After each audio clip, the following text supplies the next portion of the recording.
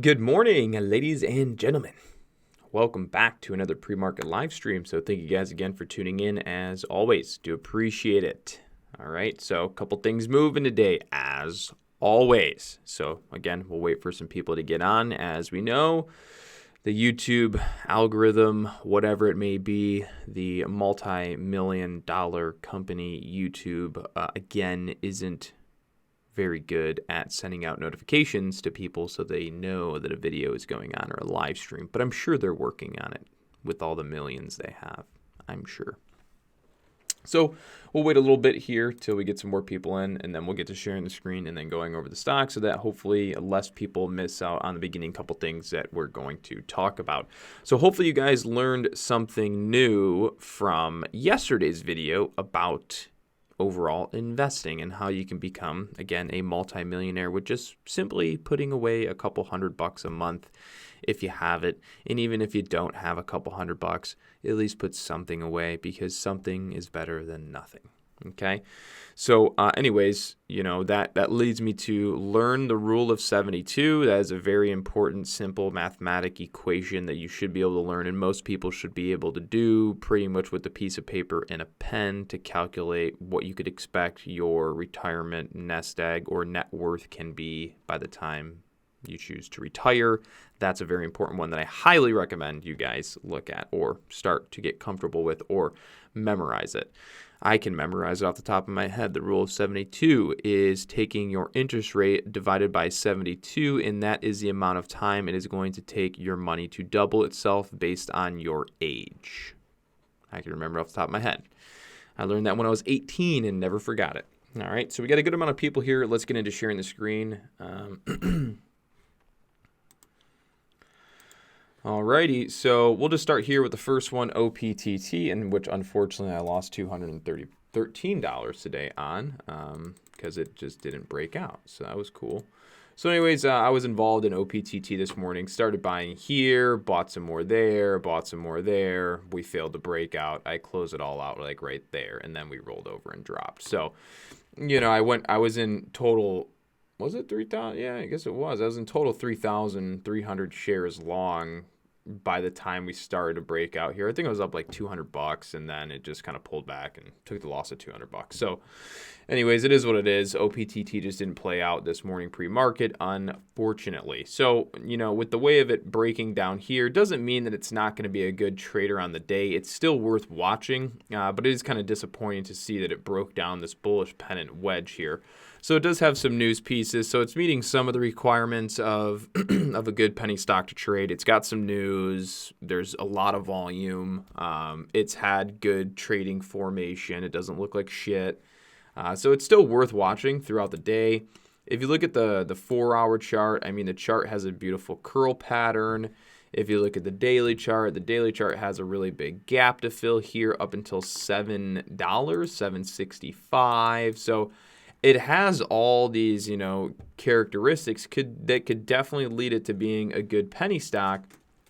Whether or not it happens, of course, is just another story. So it's worth watching and keeping on watch. I'm not crazy about it now that it kind of broke down here, but I'm still going to watch it for a trade. You got to think when there's not a lot of penny stocks to trade and then one comes up, it really attracts a massive amount of people because most people can afford a penny stock. Most people try to trade penny stocks. So when you finally get a penny stock that has some relatively good news and it's up pre-market and the formation's actually decent, then it really gets people's blood going and really gets them interested in focusing on a stock like this. And then when you get someone like me on YouTube that also goes, hey, watch OPTT, and that gets out to another couple hundred people, and I have another couple hundred people that are going to be watching OPTT. And then when you take someone like Ross Cameron from Warrior Trading, who you obviously know is watching OPTT, you really don't even need to watch the dude's live stream to know what he's going to be looking at. It's pretty straightforward and simple. You can just guess that any penny stock that's relatively moving with decent volume have somewhat formation he's going to be watching. So you already know that Ross Cameron from Warrior Trading will be advertising OPTT to all of his followers and traders that he works with today, along with Deckmar Trades, along with pretty much anybody who trades penny stocks in this industry. They're most likely going to be focusing some attention on OPTT today, and that's what's going to give it that additional attention, which could lead it to having a decent day. So it is worth watching. Keep it on watch. Okay, you have your pre-market high, You have your pre-market high here at 275, which we've already failed multiple times. So we already know that's kind of a resistance. We have the previous high right here at 245, which we're holding right now. So far we are kind of respecting the previous high breakout level. Once that breaks, we'll probably see a little bit more of a panic sell-off candle. And if this kind of breaks down, then I'm going to start getting a little bit kind of iffy on the stock, because it's like, well, the only other thing it could do is really hold support here.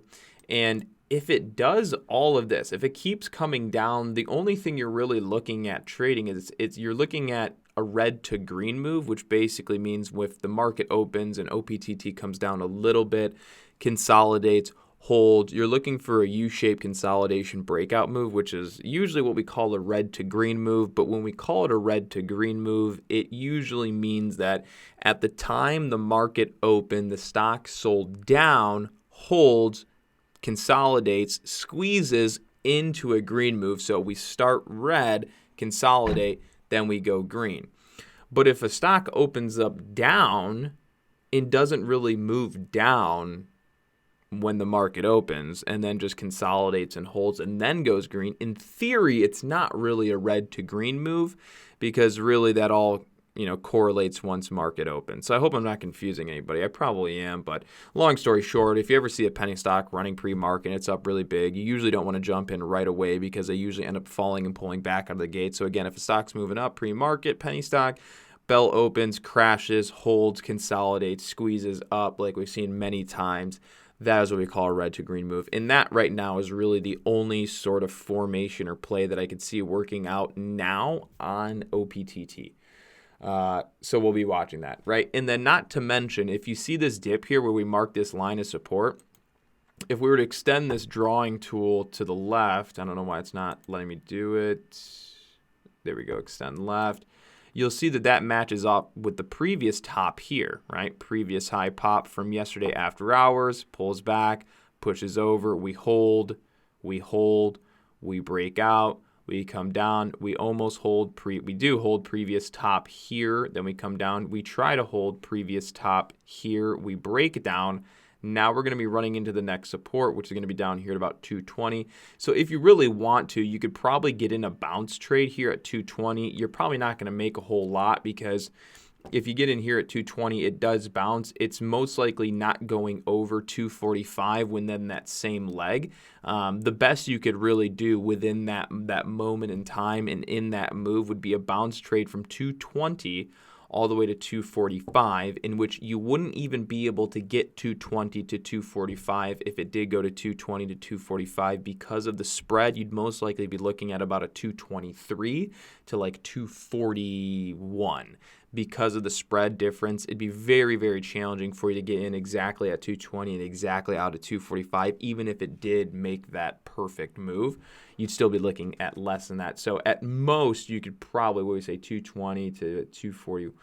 At most, you could be getting like an 18, 16, 17 cent trade within that leg. But it's possible. I mean, and now it's kind of getting jacked up because people are buying in this stupid dip right now like idiots. But, anyways. So OPTT, worth watching. I know I was going on pretty heavy there, so let's see if we got anything. Holy Sean, you are hitting that hard. What's your opinion on Foot Locker? We'll take a look at it. Let's see.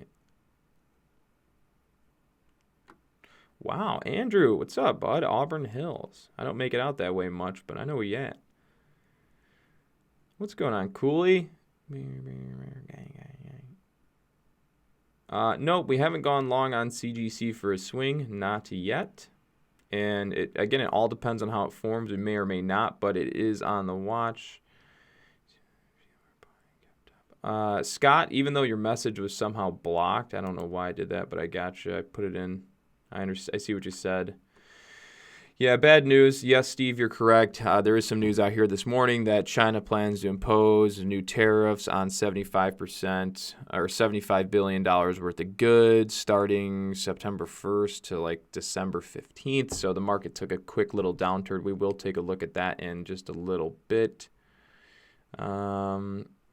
Might be too cheap for Ross. No, OPTT is not too cheap for Ross. Ross usually doesn't trade anything below $1, so he's not a sub-penny stock trader. Pretty much anything over $1, he'll be interested in trading. We'll look at CBLK. How do I feel about Verizon and Starbucks? Wow, I can't feel possibly. Okay, cool. So we'll run over to, did I put CRM up? Yeah, I did. I put CRM up. CRM, earnings report. You guys have seen me do this a million times. Again, it's an earnings report. It's worth watching. It had a strong move. Just keep it on your watch list. CRM is an earnings report from today. Reported really pretty decent earnings. So that's worth watching. So me personally, I don't really like it long.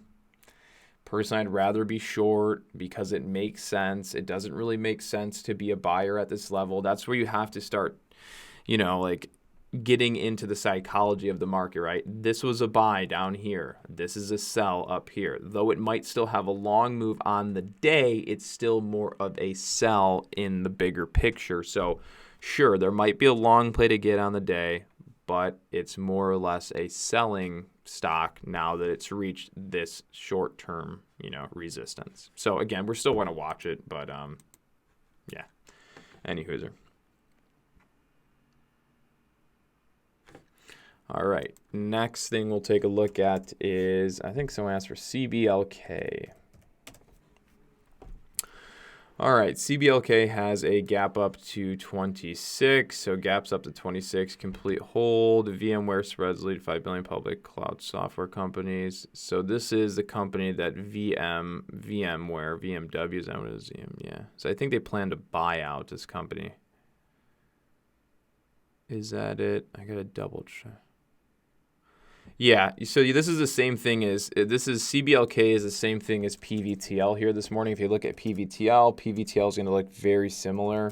It's going to have a gap up, complete sideways. These are two stocks you're not going to want to trade. I get this question all the time, but basically anytime you see a stock that's gapped up, very similar to PVTL and CBLK, where it gaps up, go completely sideways, always check the news because you're going to come out more likely than not to find that the company is getting bought out by another company. And when they're getting bought out by another company, they tend to not really move much on the day, because if a company is coming in saying, I'm going to buy you for X amount of dollars, then what's the purpose of the stock moving any more than the company's worth, right? So again, when a company plans to buy out another company, that's me coming to you with an X amount of dollar of cash saying, this is what you are worth and I'm willing to pay you. If you accept, you have just told the world, this is how much money you are worth. So there's no more questions left in debate on how much the stock should be worth, because we just told you this is how much your company's worth. So the share price at which it's at is legitimately how much you're supposed to be worth. So why should we see the stock price fluctuate much more than what it is right now, since that is generally what you're worth since we're buying you? That's kind of how that works there.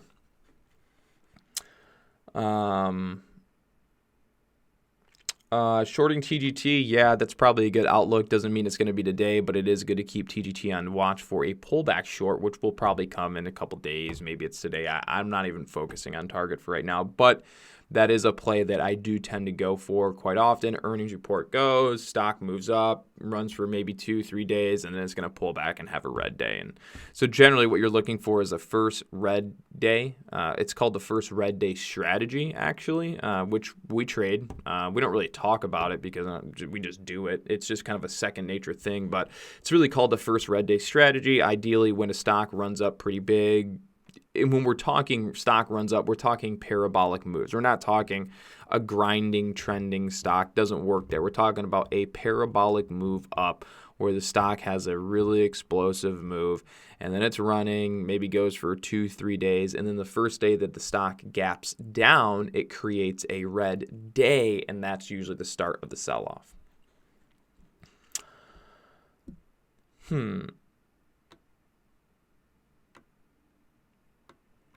There was another, somebody CRM, wasn't CRM.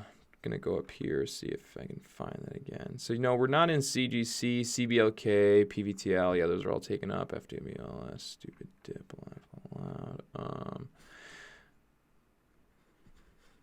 ROST. I remember someone saying, I don't know if it was here or Facebook, someone's like, ROST is just a simple play. I remember them saying, like, it's a simple play, guaranteed long on their earnings. And I woke up this morning and see it down on their earnings. And I'm like, dude, that's exactly why you don't come into the market and just think that things are going to be ho-hum perfect, because they never are.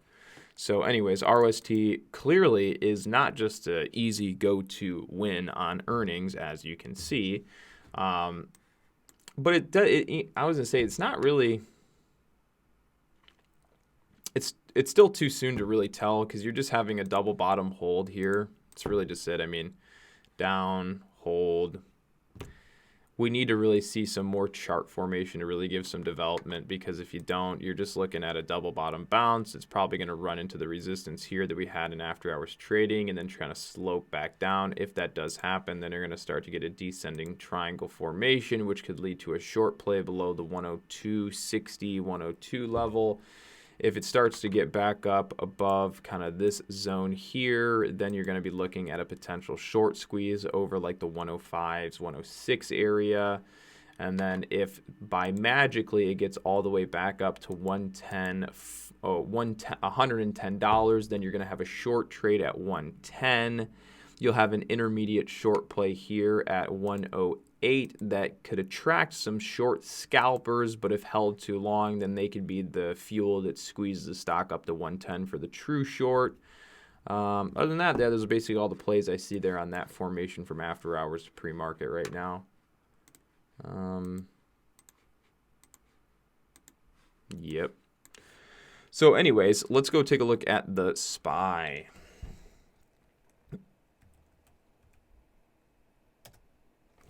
So anyways, we were looking pretty decent this morning. So again, we kind of tested remember how I said yesterday, look for a green day. Ironically, maybe we didn't end green. No, we just barely closed red yesterday, but we didn't get the green move that I would have liked. Does it really matter? Not really. This was very well anticipated, but again, the formation was always there and was still there until this morning. These tweets kind of came out. So until the tweets kind of roll, and we're still in the same formation. We really haven't changed formation. We just haven't broke out over that 294 level, right? We're in the inverse head and shoulders formation where we've been trying to grind up and break, but with the tariff news, with the pullback yesterday and then the tariff news coming today, I really highly doubt we get over 294 with the sentiment changing in the market after these two kind of days. There was actually three, one day there, second day, third day, all rejecting that level along with this day back here, this day's back here, that day. Clearly, this is becoming resistance, and now I'm more of a short or seller on this move where I would anticipate we start to roll over. Again, anything can happen, but that's just it. Right? If we can't get over 294, then it's a short. It's pretty simple, right? Because everyone, even myself, we always think about these scenarios in our heads that can play out. But at the end of the day, it's very, very simple. It's very quite simple. I mean, I could tell you all the plays that are probably going to happen right now, right? Let's run it. So this is the way the brain works for a trader, right? Maybe not all traders, but at least myself. All right, so you have resistance here. I really could care less how, what, and where what it does here and here. I don't really care. All I know is that it's over, under. Over, we squeeze. Stay under, we go down. That's pretty simple. If we can't break over, right, it's going down, right? And as it goes down, you're going to have a potential long play right there. And then you're going to have a potential bounce play right there. So there's already two long plays I can see. We come down, you get long off this dip. Breaks that, you get long off that dip. So there's already, there's multiple plays you can already see panning out. And the only way that the market's really going to break down any of this low points is with really terrible negative news. And still, it probably won't break down. Even if it came down today, it's not going to break because you still have it's a first attempt move, right? It just normally never breaks down on the first attempt. So either way, it's over under. Over 293, 294, we squeeze. Below it, we stay short. That's basically the way that works, right? Yeah, there was kind of like this random Fed meeting with Powell today. That's something to keep your eyes on. It is Friday. We might have less volume. We have the Fed meeting with Powell that I'm not even really sure what's going to happen there. I'm not really up to date on that. That could cause like a little wrench in the market today for it to be maybe slower or, a little hesitant. But if you look right now, I mean, pretty much all your large cap stocks got annihilated today. Maybe not all, but pretty much all. Right? If you go look at the AAPL, Apple, smoked, right? Look at NVIDIA. If it loads, come on, TD Ameritrade. You're only a multi-million-dollar company. Get your shit together. Thank you and please. Please and thank you. Okay, you still suck. Okay. NVIDIA, getting smoked. Facebook, smoked.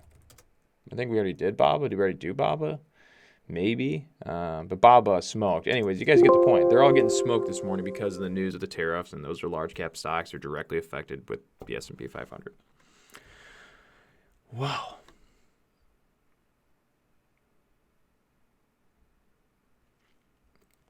Tazio Baker, I don't really even have to use a scanner to find these stocks. So Trade Ideas is a scanner that I use. It does help find these stocks. The link's in the description below. It's an affiliate link. If you sign up, yes, I get paid. But again, then I promote their service anyway, so I should get paid when people sign up for them. Anyways, it's an affiliate link in the description below. Trade Ideas, it's about $100 a month. You can build custom scanners. If you get it, you can shoot me an email. I'll send you over my scan cloud, and then you'll have all the same scanners I do. It can take a long time to build them. It's kind of a hassle to build them. Then you have to back test them. So to avoid you having to go through the headache of back testing them, you can just get the cloud link for me and then have all the scanners. But you also really don't truly need scanners to find stocks. You're not going to find all the stocks without a scanner, but you don't even truly need a scanner to trade.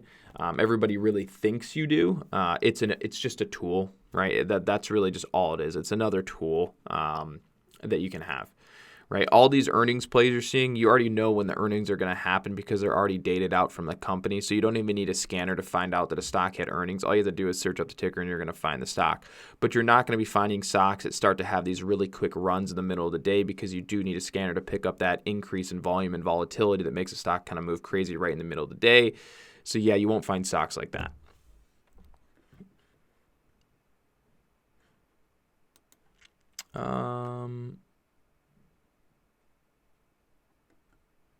Thoughts on dividends? Dividends are great.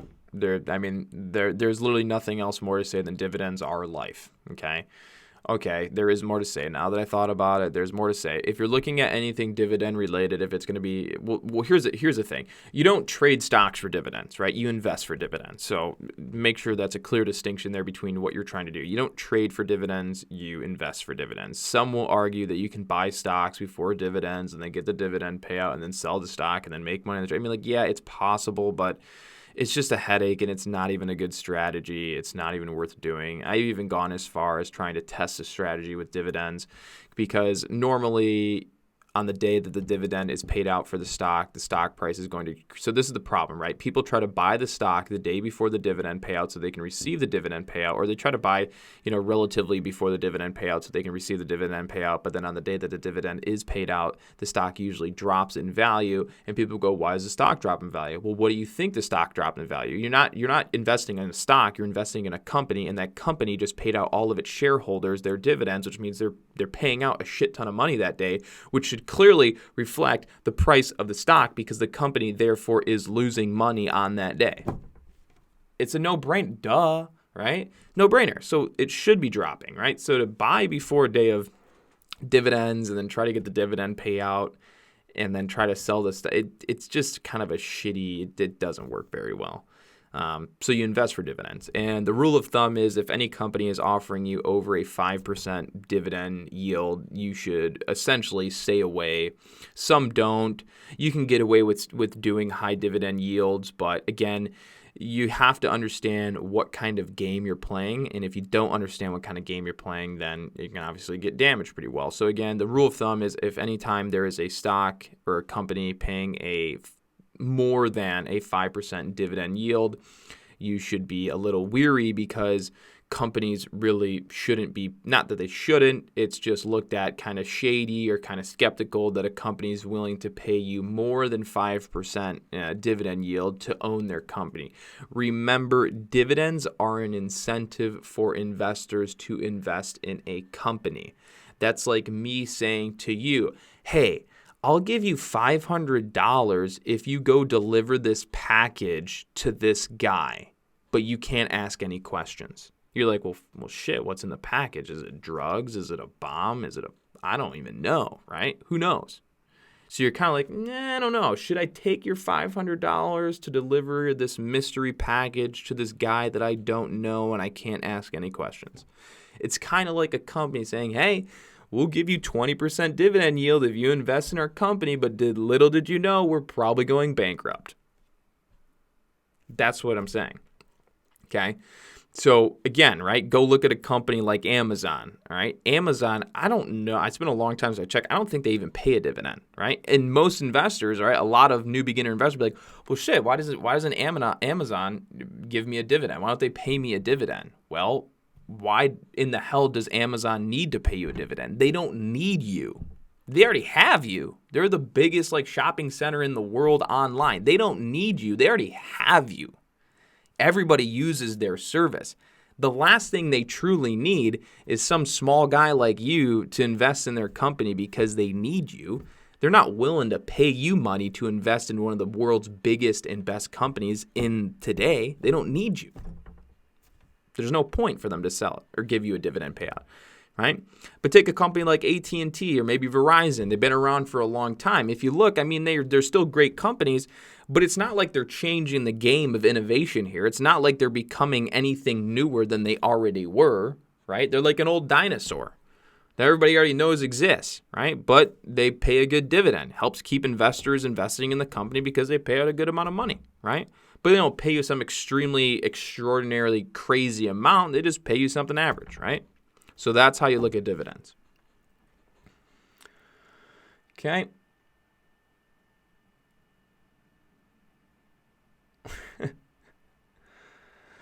Are CDs worth it? CDs can, and I mean, they're arguably worth it. I mean, CD accounts, they're offered through banks, and if you get a CD account, your money's going to be locked up for an X amount of period of time for a promised X amount of % return. So it's like, it's apples to apples, right? If you have a shit ton of money and you really don't care about this money because you don't need this money, then yeah, I mean, you could use a CD account and get like 3% return or 3.5, whatever it's offering, 3.5% return, maybe 4%, and have your money locked up for 10 years, right? Like if you're a billionaire, shit, here's a couple billion and put it in a CD account and I'll get 4% return and I already have another couple billion to live off of, right? It's not going to cause a financial strain on myself to have that money locked up. But if you're a college student or you just have no money and, you got like a couple hundred, maybe a couple thousand in your name, I wouldn't, because if you have $5,000, there's no point of taking 4,000 out of the 5,000 you have and locking it away for 10 years, knowing that you don't really make that much money. What if something crazy happens? You need a car repair, somebody, I don't know, steals something from you that you have to replace, your computer breaks, your tire pop, all sorts of things can happen. And if you have little amount of money and you lock away your money, you basically just shot yourself in the foot. Good job. Grown up 101, growing up. So you don't want to do that, right? So again, if you have accessible cash, you're not, financially strained, then yeah, CD account could be something good to look at. Or you could use something like Wealthfront Capital or Ally Bank, who offers basically an interest rate that outpaces or paces exactly the same as inflation, so that way you're not at least losing money. I can tell you right now that 90% of Americans are all losing money right now, and they don't even know it because their money is sitting in a bank account growing at like 0.09% return, while inflation rate's like 2%. So you're in reality losing like 1.9% of your money a year. Fun fact. If you're really interested in dividend investing, consider looking into the ETF DVY. I think it's DVY. Yeah, I think it's DY. Yeah, DVY. It's the Dow Jones. It's the Dow Jones dividend ETF. Long story short, it's comprised of primarily Dow Jones stocks, but of the Dow Jones stocks, the ones with the best dividend payouts. So something to consider.